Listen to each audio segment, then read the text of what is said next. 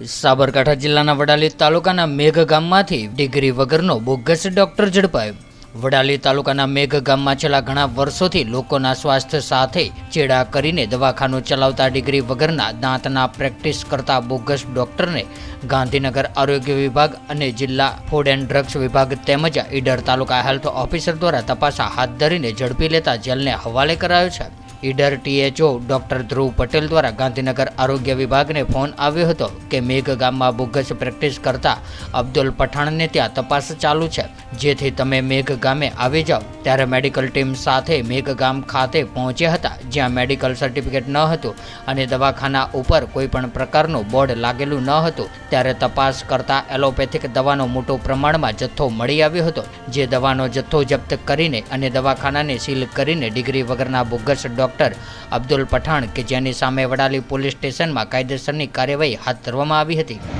આજરોજ મેઘ મુકામે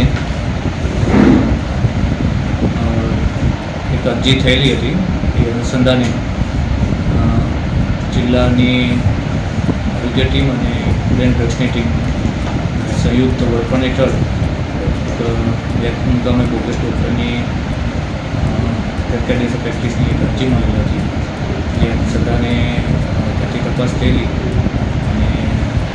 PHC નેશનલ મેડિકલ ઓફિસર દ્વારા બી ત્યાં સ્થળ ઉપર જઈને તપાસ કરી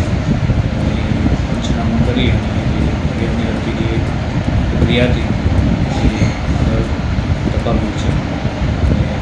અને ફરિયાદની પ્રક્રિયા પોલીસ સ્ટેશનમાં કરેલી છે। આમ સાહેબ જોવા જઈએ તો તાલુકા હેલ્થ ઓફિસરની જવાબદારી આપતી જ કરી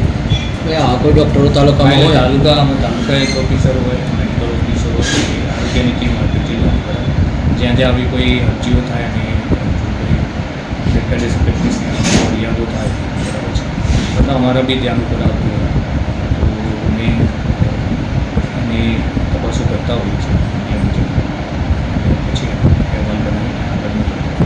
હવે ગેરકાયદેસર પ્રેક્ટિસમાં વપરાતી દવાઓ ક્યાંથી આવી અને બિલથી આવી કે ના એ તપાસ કરવાનું અને ક્યારે થાય? ગેરકાયદેસર એ જે છે ફૂડ એન્ડ ડ્રગ્સ આપણો જે ડિપાર્ટમેન્ટ એ લોકો જે દવાનું બધું ડ્રગ્સ ઇન્સ્પેક્ટર હોય એમાં એ લોકો તપાસ કરતા હોય છે કે ગેરકાયદેસર દવા એ લોકો ક્યાંથી લાવતા હોય,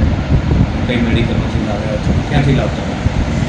એની તપાસ એ લોકો ફૂડ એન્ડ ડ્રગ્સ ડિપાર્ટમેન્ટ એની તપાસ કરે।